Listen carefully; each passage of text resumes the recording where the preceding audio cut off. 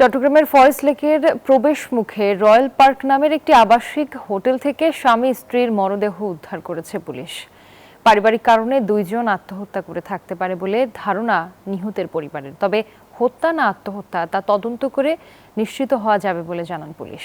আবু জাবিদের ছবিতে বিস্তারিত জানাচ্ছেন নয়ন বড়ুয়া জয়। সিসিটিভির ফুটেজে দেখা যায় রবিবার বিকালে স্বামী স্ত্রী পরিচয়ে নগরীর ফরেস্ট লেক এলাকার রয়্যাল পার্ক হোটেলে উঠেন। এই সময় হোটেলের 409 নম্বর রুম ভাড়া নেয় তারা। হোটেলের রেজিস্টারে পুরুষের নাম মোহাম্মদ রিপন উল্লেখ রয়েছে, অন্যদিকে নারীর নাম উল্লেখ রয়েছে সোনিয়া।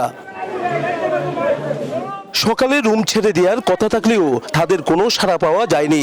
এরপর হোটেল কর্তৃপক্ষ দরজা ভাঙলে রিপনকে ঝুলন্ত অবস্থায় ও সোনিয়াকে খাটে পড়ে থাকতে দেখা যায়। যখন রুম 7টা বাজে চলে যাওয়ার কথা, তখন 10টা বাজছে, তো অবশ্যই রুমে কিছু একটা আছে। তো আমাদের যে বয় ছিল ওনাকে পাঠানো হচ্ছে গেছে মৃত অবস্থায়। স্বজনরা জানায় রিপন ও সোনিয়ার এটি দ্বিতীয় বিয়ে ছিল। তবে রিপন প্রথম স্ত্রীর সাথে থাকতো। শনিবার সোনিয়াকে ফোন করে একই হোটেলে উঠার পর সেদিন ঘন্টাখানেক থেকে বের হয়ে যায়। রবিবার আবারও ফোন করে নিয়ে আসে বলে অভিযোগ করে সোনিয়ার পরিবার। দুজনের মৃত্যু নিয়ে পাল্টাপাল্টি বক্তব্য রয়েছে দুই পরিবারের। এই কাজ করবে আমাদের কল্পনা, মানে আমরা কল্পনা করতে পারছি ওই কাজ করার মতো না, হয়তো কোনো না কোনো কিছু একটা আছে। পুলিশ তদন্ত করুক। রিপনের সাথে হেরা লগা ফোনে ফোনে যোগাযোগ এরম মানে জান মানে ডিপোজ হয়ে গেছে, দেখা করে না কত কোনো থানা মে যাইলি যা যায় দেখাও। তাদের মরদেহ উদ্ধার করে ময়না তদন্তের জন্য পাঠানো হয় চট্টগ্রাম মেডিকেলে। এটি হত্যা না আত্মহত্যা তা তদন্ত করে দেখা হচ্ছে বলে জানায় পুলিশ।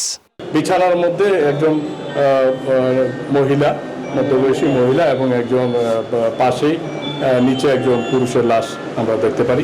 মুখে প্রচণ্ড বিষ আক্রান্ত হওয়ার সিমটম, ফেনা নির্গত হচ্ছিল, হালকা লালচে তরল পদার্থ নির্গত হচ্ছিল। বিষ পানে সুইসাইড হয়েছে না হত্যাকাণ্ড হয়েছে এটা আসলে ময়নাতদন্তের পর আমরা কনফার্ম হতে পারবো।